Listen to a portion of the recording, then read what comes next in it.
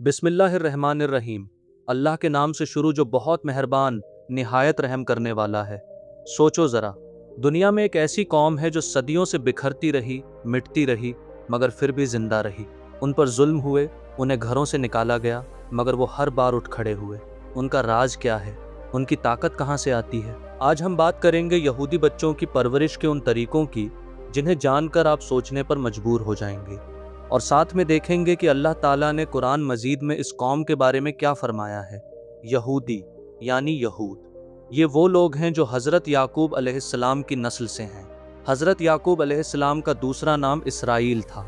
Israel का मतलब है अल्लाह का बंदा, इसीलिए कुरान में इन्हें बनी इसराइल कहा गया है, यानी इसराइल की संतान। ये वही कौम है जिन पर अल्लाह ताला ने हज़ारों नबी और रसूल भेजे। हज़रत मूसा अलैहिस्सलाम, हज़रत दाऊद अलैहिस्सलाम, हज़रत सुलेमान अलैहिस्सलाम, ये सब इसी कौम में से थे। अब बात करते हैं उनकी परवरिश की, और यकीन मानिए यहाँ कुछ ऐसी बातें हैं जो हम मुसलमानों को भी सोचने पर मजबूर कर देंगी। यहूदी तालीम यानी पढ़ाई लिखाई का सिलसिला बच्चे के पैदा होने से पहले ही शुरू हो जाता है। जब बच्चा माँ के पेट में होता है, उसी वक्त से माँ बाप दुआएं करना शुरू कर देते हैं। वो दुआ करते हैं कि यह बच्चा अपनी कौम का रोशन चिराग बने, और जैसे ही बच्चा बोलना शुरू करता है, सबसे पहले उसे शेमा सिखाया जाता है। शेमा का मतलब है सुनो। ये उनका वो पवित्र कलिमा है जिसमें वो अल्लाह की एकता का ऐलान करते हैं, बिल्कुल वैसे ही जैसे हम मुसलमान अपने बच्चों के कान में अजान देते हैं और कलिमा सिखाते हैं। 3 साल की उम्र में, जब बच्चा अभी ठीक से चलना भी नहीं सीखा होता, यहूदी परिवारों में उसे अल्लाह के हुक्मों का पालन करना सिखाना शुरू हो जाता है। लड़कों को सिर ढकना सिखाया जाता है। लड़कियां उनके पवित्र दिन पर खास रस्में अदा करने लगती हैं। ये रस्में छोटी लगती हैं, मगर इनसे बच्चे के दिल में मजहब की जड़ें बचपन से ही गहरी हो जाती हैं। यहूदी परंपरा में यह माना जाता है कि माँ बाप ही बच्चे के पहले और असली उस्ताद होते हैं। उनके एक बड़े धार्मिक विद्वान ने कहा था कि बच्चा बाजार में जो भी बोलता है वो उसने घर में माँ या बाप से सुना होता है, यानी तालीम स्कूल से नहीं, घर से शुरू होती है। यहूदियों की धार्मिक किताब में साफ लिखा है कि माँ बाप का फर्ज है कि वो अपने बच्चों को 3 चीजें जरूर सिखाएं। पहली, अल्लाह की किताब। दूसरी, एक हुनर यानी कोई काम धंधा। और तीसरी, तैरना। तैरने का मतलब है कि बच्चे को दुनिया के खतरों से बचना आना चाहिए। तोरा, ये वही किताब है जो अल्लाह ताला ने हज़रत मूसा अलैहिस्सलाम पर नाजिल की थी। कुरान में इसे तौरात कहा गया है। यहूदी बच्चों को 7-8 साल की उम्र से हिब्रू स्कूल भेजा जाता है। यहाँ सिर्फ दीन नहीं पढ़ाया जाता, हिब्रू ज़बान सिखाई जाती है जो उनकी मजहबी ज़बान है। तारीख सिखाई जाती है, और सबसे अहम, सोचना और सवाल पूछना सिखाया जाता है।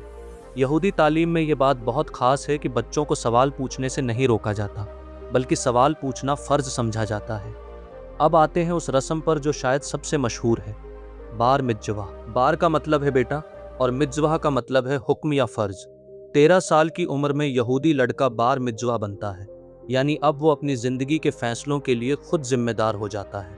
इस मौके पर वो पूरी जमात के सामने उनकी इबादतगाह में तोरा की आयतें पढ़ता है, वो भी एक ख़ास सुर में, जिसे वो पूरे 1 साल तक सीखता है। ये लम्हा उसके लिए और उसके पूरे ख़ानदान के लिए बहुत अहम होता है। एक और चीज़ जो बहुत दिलचस्प है, यहूदी बच्चों को बचपन से ही खैरात और दान की आदत डाली जाती है। बच्चों को ये सिखाया जाता है कि वो अपनी खुशी के हर मौके पर, चाहे तोहफा मिला हो या कोई खुशी हो, उसमें से कुछ गरीबों के लिए निकालें। ये बिल्कुल हमारे ज़कात और सदक़े जैसी ही तालीम है। यहूदी बच्चों की परवरिश का एक और अहम हिस्सा है उनका पवित्र दिन, जिसे वो शब्बात कहते हैं। शब्बात हर जुमेरात की शाम से शुरू होता है और शनिवार की रात तक रहता है। इस पूरे वक्त में पूरा परिवार एक साथ बैठता है, साथ खाना खाता है, अल्लाह की किताब पढ़ता है और दुनियावी काम काज से बिल्कुल अलग रहता है। बच्चों के लिए ये वो वक्त है जब वो अपने बड़ों से किस्से सुनते हैं, दीन सीखते हैं और ख़ानदानी रिश्ते मजबूत करते हैं। अब कुरान की रोशनी में देखते हैं अल्लाह ताला ने बनी इसराइल के बारे में क्या इरशाद फरमाया। अल्लाह ताला ने सूरह अल बकरा में फरमाया, ऐ बनी इसराइल, याद करो मेरी उन नेमतों को जो मैंने तुम पर की थी, और ये कि मैंने तुम्हें तमाम जहानों वालों पर फजीलत दी थी।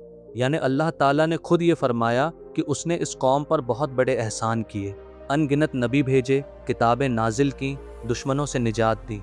लेकिन साथ ही कुरान में ये भी साफ बताया गया, जब इस कौम ने नाफरमानी की, अपनी किताब में तब्दीली की और नबियों को नकारा, तो अल्लाह का अजाब भी आया। सूरह अल माइदा में अल्लाह ताला ने फरमाया कि जो लोग अल्लाह की नाजिल की हुई किताब के मुताबिक फ़ैसला नहीं करते, वही काफिर हैं, वही जालिम हैं, वही फासिक हैं। यानी नाफरमान। यहूदियों के बारे में कुरान का नज़रिया न तो अंधी तारीफ का है और न ही नफ़रत का, बल्कि कुरान हमें ये सिखाता है कि ये वो कौम है जिनसे हम बहुत कुछ सीख सकते हैं और बहुत कुछ जिससे बचना चाहिए।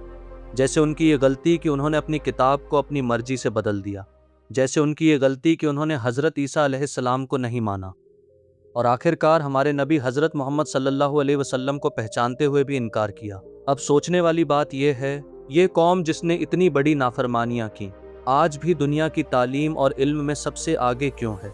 इसका जवाब उनकी परवरिश में है।